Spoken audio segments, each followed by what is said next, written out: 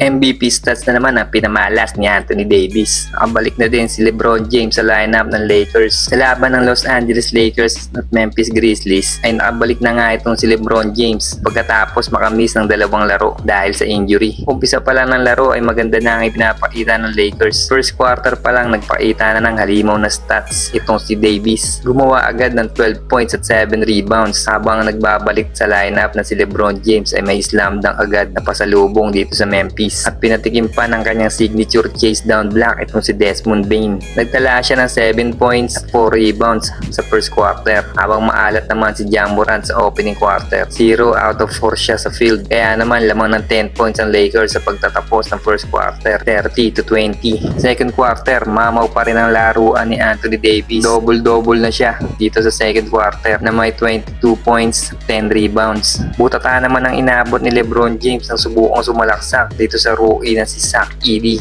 Makalat pa rin ang Memphis star na si Ja Morant na may 1 out of 8 pa lang sa field. Isang 3-point pa lang ang kanyang nagagawa pero nag-celebrate kaagad. Si Jaren Jackson Jr. naman ang bumubuhat para sa Memphis na meron ng 16 points. Natapos ang first half na may double-digit advantage ang Lakers, 64-46. Third quarter, tuloy ang pagdomina ng Lakers sa opensa pati na rin sa depensa. Kaya naman hirap ang Memphis players na maidikit ang laban. Wala pa din makapigil kay Anthony Davis na mamaw pa rin sa paint. Lumobo na sa mahigit 20 ang laman ng LA. Kaso 5:46 remaining sa game clock ng third period ay kinabahan ang lahat nang biglang mamilipit sa sakit itong si Davis. Hawak ang kanyang kanang balikat at napahiga sa sahig. Mukhang may iniindang injury si Davis. Balik tuloy sa locker room. Dahil nga walang Anthony Davis sa loob ng court ay biglang take advantage naman ng Memphis. Lumuwang kasi ang depensa ng Lakers lalo na sa paint. Napababa sa 10 points ang kalamangan ng Lakers sa pagtatapos ng third quarter, 86-77. Fourth and final quarter,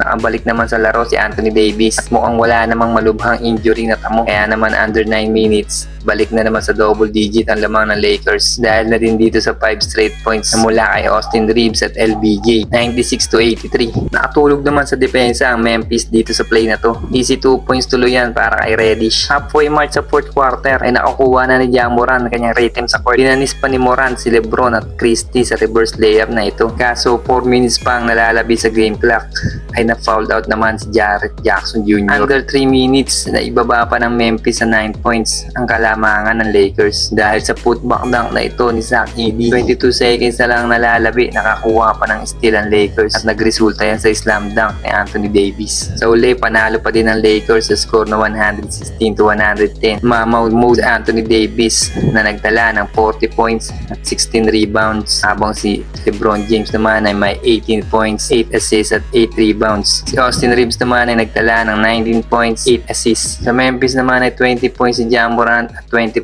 points si Jaren Jackson Jr.